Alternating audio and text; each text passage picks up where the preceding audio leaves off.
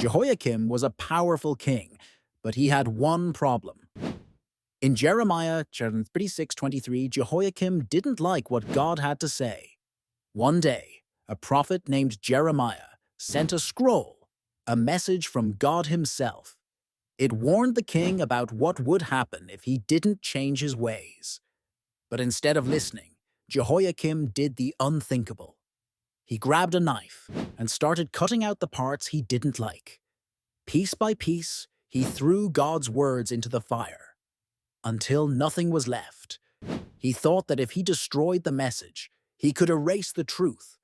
But what happened next? He never expected. Jehoiakim might have burned the scroll, but he forgot one thing.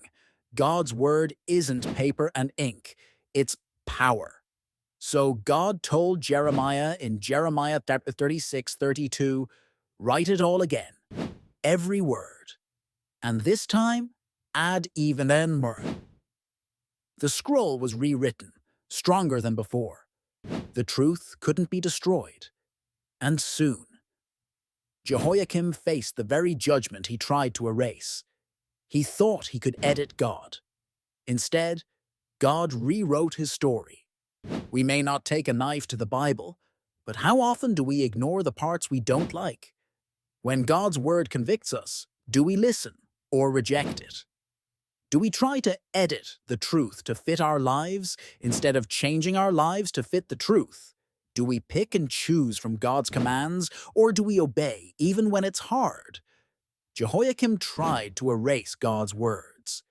But the truth doesn't change just because we ignore it. The real question is, are we listening? Have you ever struggled with a part of the Bible that challenged you? Comment if you choose to hold on to all of God's word, no matter what. Like, share and subscribe to share the good news.